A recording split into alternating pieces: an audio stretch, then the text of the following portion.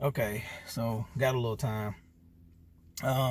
So some of you might have saw I posted a video today, actually, and what I was gonna do was I was actually gonna do a video where I had some malfunctions and stuff, but I actually ended up having a real malfunction, so that was pretty good. Kind of killed two birds with one stone. Did a video earlier like this one, kind of explaining what happened, but it didn't take too well. So basically, just to give a rundown of what happened, I was doing an increase-decrease drill where basically you increase the distance between you and your target, and also after a reload or two, then you decrease or move towards your target. So doing a drill had a malfunction. Basically, the firing pin hit the primer, but the round didn't go off, which is not uncommon. Doesn't happen that much, but sometimes it does. So did my tap rack ready drill, which I'll explain in a minute, and got the round out and got a new round in. But so this is just something that happens. We try to be familiar with our ammunition as well as our firearm. And also we need to know how to clear malfunctions when you have them, because it is possible to have malfunctions. Every time you pull the trigger, it's not going to always go off. That's what we hope for, but that's not always what happens. So I'll show you what happened to the round. I found the round that happened. Had a pretty good strike on the primer. It wasn't a light strike, so I doubt if it'll fire again.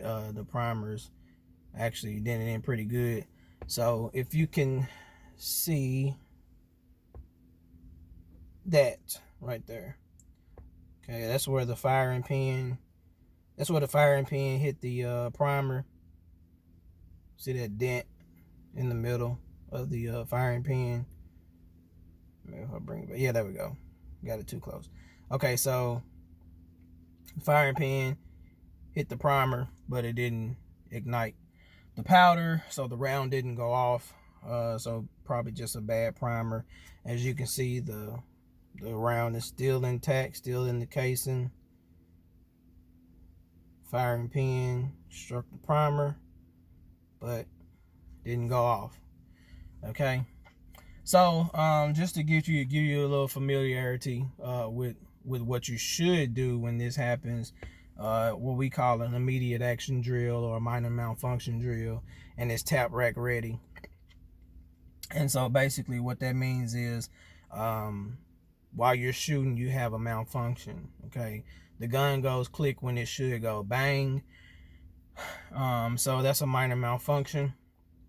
So you tap the bottom of the magazine,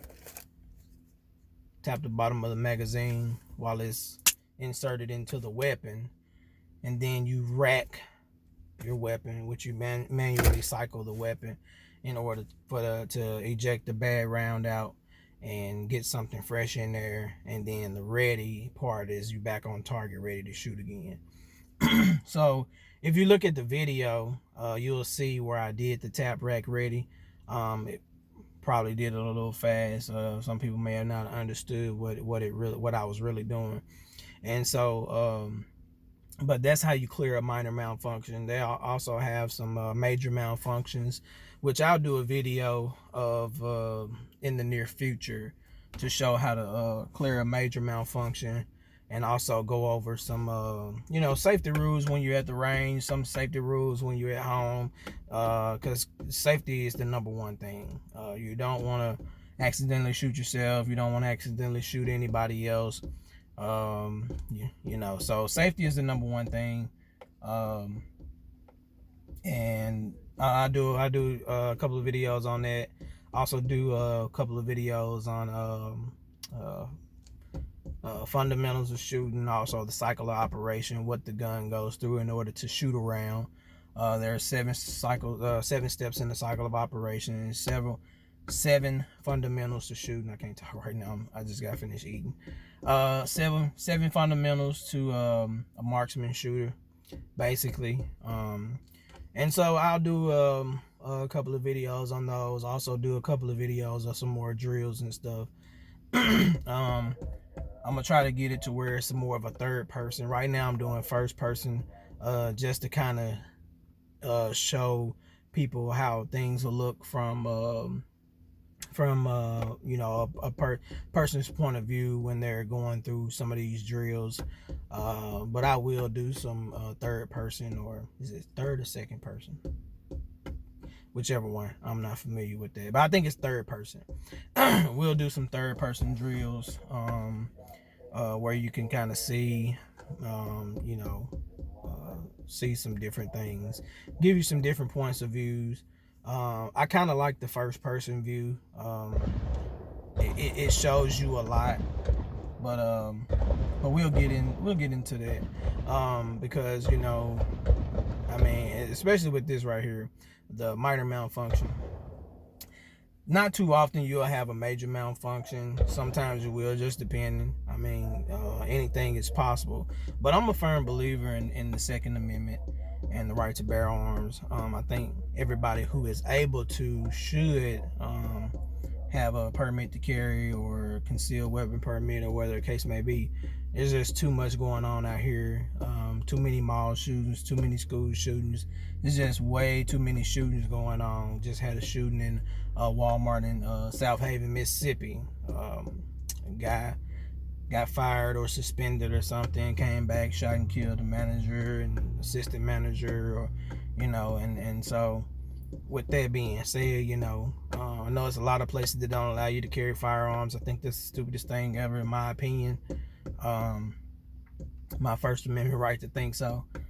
But anyways, just wanted to go over that with you all. Hopefully you subscribe to my YouTube, and I could get some more videos out there. You know, drop a like, drop a comment, let me know what you want to see. If there's something you always had a question about, then just let me know, man. I'm not I'm not out here trying to create any new ways of shooting. I'm not trying to create no new ways of doing anything. Not trying to reinvent the wheel, because the way that we teach things is the simple way, and that's the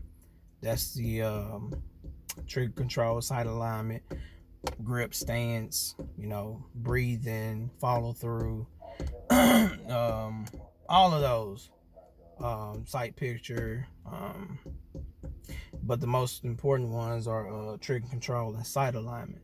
So, you know, because those other things have changed. But like I said, I'll do a video on the 7 fundamentals of shooting, also a video on the cycle of operation, the 7 steps in the cycle of operation, for a firearm when you're shooting. But anyways, like I said, man, subscribe to my YouTube, hit the bell for a subscription. That way you'll know when I post some new videos.